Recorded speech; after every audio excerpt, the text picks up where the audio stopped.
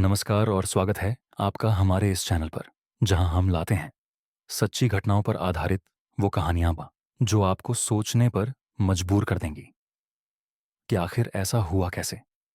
ये सब कैसे मुमकिन है। हर कहानी के साथ जुड़ा होता है एक ऐसा रहस्य जो आपके जहन में कई सवाल छोड़ जाएगा।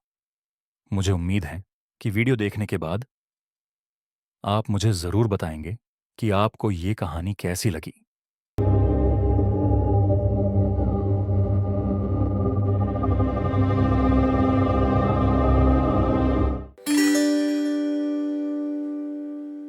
ये वह कहानी है जो उस देश के हर कोने में डर के साथ दोहराई जाती है। एक आदमी जिसने अपार दर्द को सहा, जिसे विज्ञान ने प्रयोग का सामान बना डाला। ये है उस व्यक्ति की कहानी जिसने 83 दिन तक जीवन और मृत्यु के बीच संघर्ष किया। जानिए कैसे रेडिएशन लीक की एक छोटी सी गलती ने इस आदमी की जिंदगी को कभी ना खत्म होने वाले दर्द और तकलीफों में बदल दिया। जिसे आप जानते हैं वो आधा सच है। पूरा सच जानने के लिए देखिए ये कहानी। जापान में हिसाशी ओजी और परमाणु विकिरण रिसाव। अक्टूबर 1999।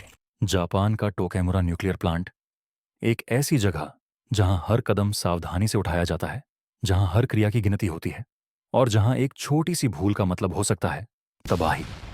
लेकिन उस दिन एक मामूली गलती ने सब कुछ बदल कर रख दिया।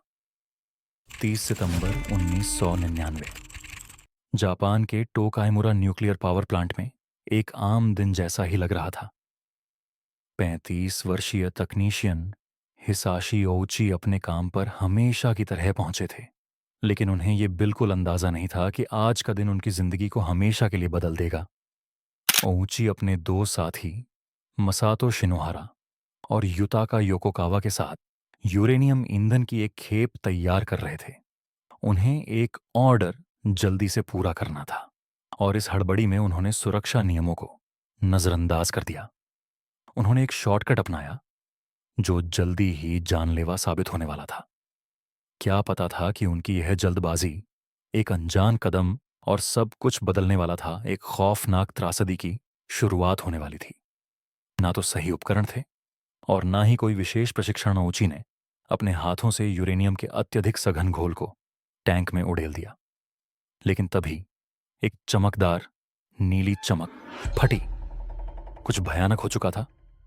यह कोई आम हादसा नहीं था। यह एक न्यूक्लियर चेन रिएक्शन की शुरुआत थी। कुछ घंटों के भीतर ओची को टोक्यो विश्वविद्यालय अस्पताल ले जाया गया, जहां वह अपनी अंतिम और सबसे कठिन जंग लड़ रहा था।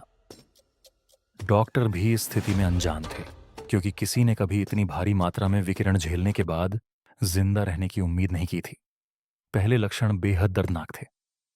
गंभीर मतली, उल्टी और पूरे शरीर पर भयानक जलन के निशान। लेकिन यह तो बस शुरुआत थी। डॉक्टरों ने हर मुमकिन कोशिश की, पर ऊंची की हालत लगातार बिगड़ती जा रही थी। हर दिन उनके शरीर की कोशिकाएं मर रही थीं। उनका रक्त बह रहा था और उनका प्रतिरक्षा तंत्र लगभग ध्वस्त हो चुका था।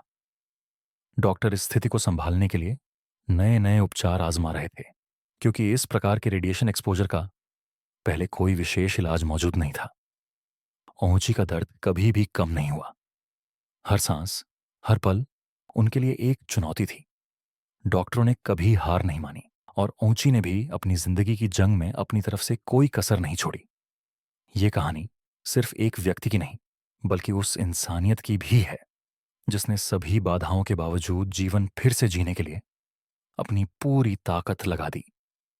क्या ओची इस दर्दनाक संघर्ष को जीत पाएगा, या यह लड़ाई उसकी जिंदगी की आखिरी लड़ाई साबित होगी?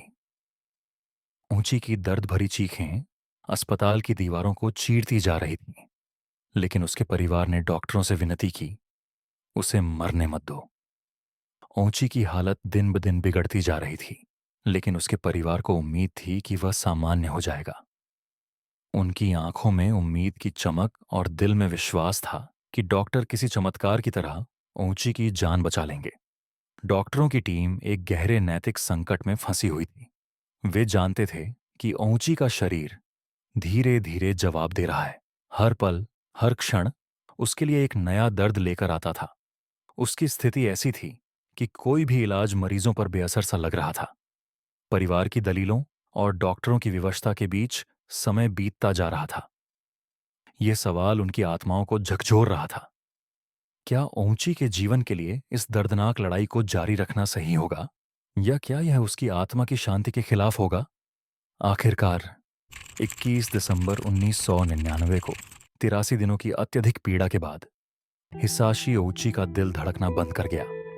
उसका शरीर अब और अत्याचार सहन नहीं कर सकता था। इन 83 दिनों में उसने उस दर्द को सहा जिसे सोचकर ही रूह कांप जाए। उसकी मृत्यु ने न केवल एक दर्दनाक इलाज का सफर का अंत किया, बल्कि यह हादसा एक कड़वा सवाल छोड़ गया। जब हालात हद से ज्यादा खराब हों तो इलाज की सीमाएं कहां तक बढ़ाई जा सकती हैं? ओंची की अंतिम यात्रा ने बहुत से सवाल छोड़े, जिनके जवाब शायद समय के साथ खोजे जाएंगे। लेकिन इतना निश्चित था कि वह अपनी कहानी से मानवता और चिकित्सा के इतिहास में हमेशा के लिए दर्ज हो गया। ओंची की कहानी ने हमें यह याद दिलाया कि कभी कभी सबसे कठिन फैसले जीवन और मृत्यु के बीच नहीं, मगर इंसानियत और जिम्मेदारी के बीच लिए जाते हैं। ये कहानी एक ऐसी विरासत छोड़ गई जो हमें सिखाती है कि हर जीवन की गरिमा होती है, चाहे वह कितनी भी कठिन क्यों ना हो। अगर आपको ये कहानी रोमांचक लगी और आप ऐसी और भी रहस्यमय सच्ची घटनाएं सुनना चाहते हैं तो चैनल को लाइक करें, सब्सक्राइब करें और नोटिफिकेशन बेल जरूर दबाएं। अगली बार फिर मिलेंगे इतिहास की किसी और चौंका देने वाली दास्तान के साथ। और हाँ, इस वीडियो को अपने दोस्तों के साथ जरूर शेयर करें, ताकि जब अगली बार आप सब मिलें तो बात करने के लिए एक और रहस्य आपके पास हो।